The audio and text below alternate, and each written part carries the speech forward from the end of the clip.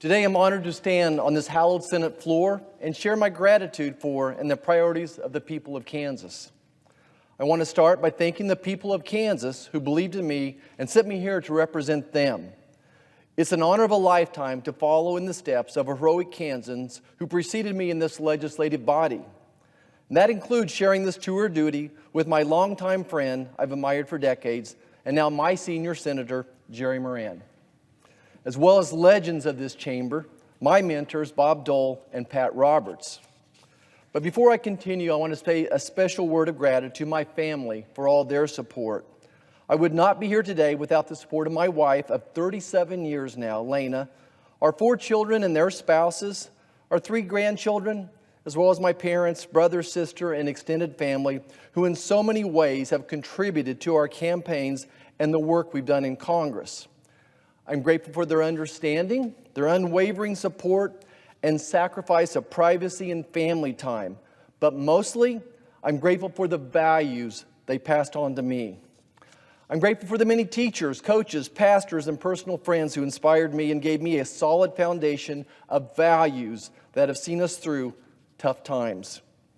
These values provided the foundation for me, a 5th-generation farm kid, to become a 1st-generation college student and live my American dream as a physician in rural America.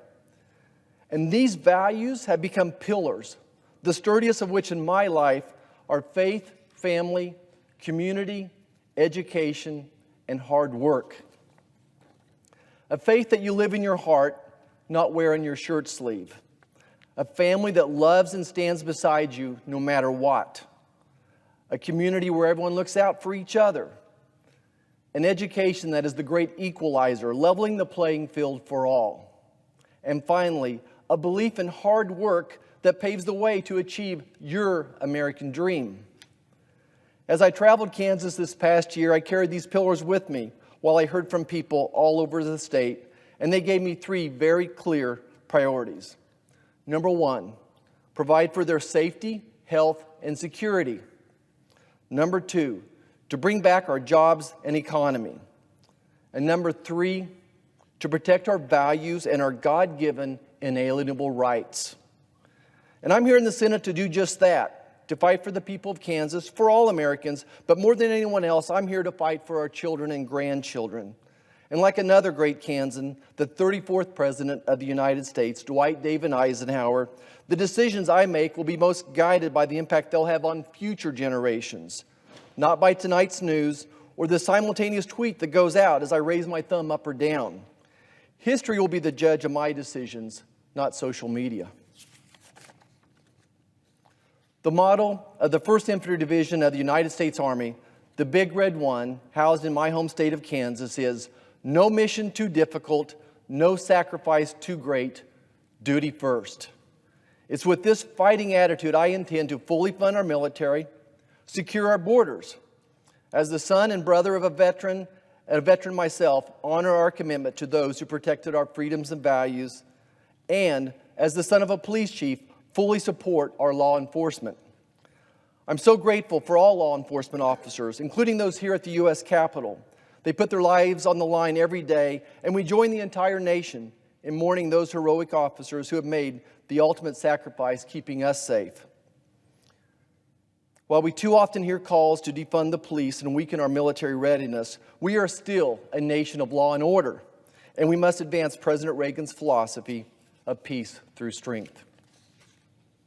Pre-COVID, we had the strongest economy in my lifetime thanks to Republican-led policies put into place over the last 4 years.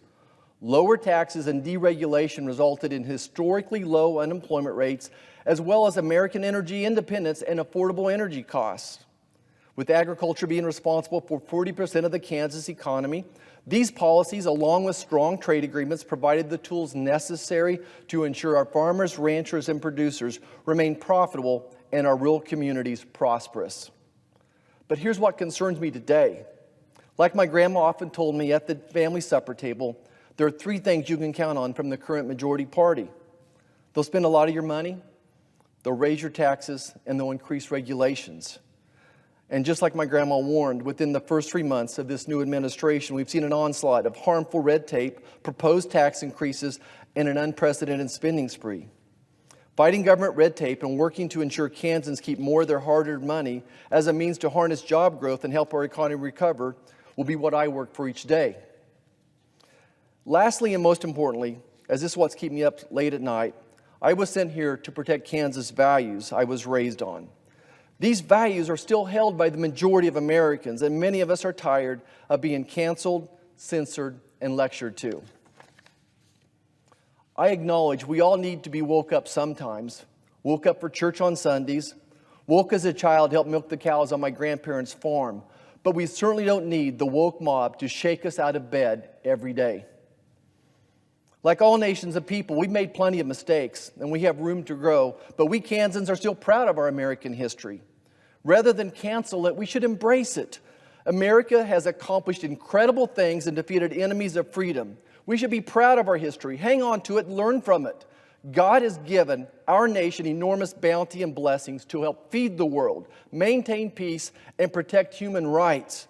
America has been called upon to be the salt of the earth and remain a bright burning candle, not hidden under a bushel. I believe our country will not fall from another military giant, nor will it succumb to economic failure created from foreign lands. Our greatest risk of failure comes from falling under our own weight if we continue to ignore the self-evident values our forefathers taught us. Indeed, if we continue paying too much attention to silly hyperbole, social media hype, and political correctness, this nation will struggle and not be the leader of the free world we intended it to be. Before I leave the subject of values, I want to share how important and personal the sanctity of life is to me. I had the honor as an obstetrician to deliver over 5,000 babies, and I promise I will work as hard in this chamber to protect the lives of the unborn and our children as I did in the delivery room all those years. I will always lead on this issue and protect our values. Leadership is the quality I most remember my dad looking for and praising in others. And I've always tried to study and emulate great leaders. And to this end, as I sometimes wander the Capitol looking for solitude and inspiration, I'm struck by one of my favorite paintings hanging in the Capitol Rotunda. In this portrait, the artist depicts General George Washington shortly after the Revolutionary War, surrendering his commission as an officer. And behind Washington, resting on the otherwise empty king's throne, are the robes of a king, the robes he declined. And the leadership lesson is that great leaders don't seize more power when they see the opportunity. 3 months into this 117th Congress, it appears the power grab General Washington declined is now the majority's primary modus operandi. We've seen a record number of executive orders, the first partisan COVID relief bill, steps to grant D.C. statehood to tip the scales of power, an attempt to federalize elections and destroy election integrity with H.R. 1, and now a commission to study expanding the Supreme Court. Like Dorothy in The Wizard of Oz, watching the grains of sand dropping through the hourglass, additional partisan priorities remain on standby while the timing of dropping the ultimate power grab, the elimination of the filibuster, is carefully weighed. The filibuster is meant to force both parties to work together to come up with long-lasting policies which help Americans. Without it, we'll see tax laws and many other policies go up and down like a roller coaster, creating uncertainty and making it impossible for long-term planning. We are witnessing what may be the most blatantly hypocritical policy switch we've ever seen, as most all senators and the president have been on record previously in support of the filibuster. This flip-flop appears to be all in the name of greed and power. So while I come to the Senate intent on fighting against efforts to weaken our security, harm our economy, and diminish our American values, I also want to discuss what I'm for. My favorite memories of growing up were spent in the great outdoors with the people I love the most, my friends and family. And make no mistake, I will do everything in my power to leave this world cleaner, safer, and healthier than I found it. And this can be accomplished while at the same time maintaining affordable energy. And whether it's environmental policy or economic policy, we need a level playing field both at home and abroad.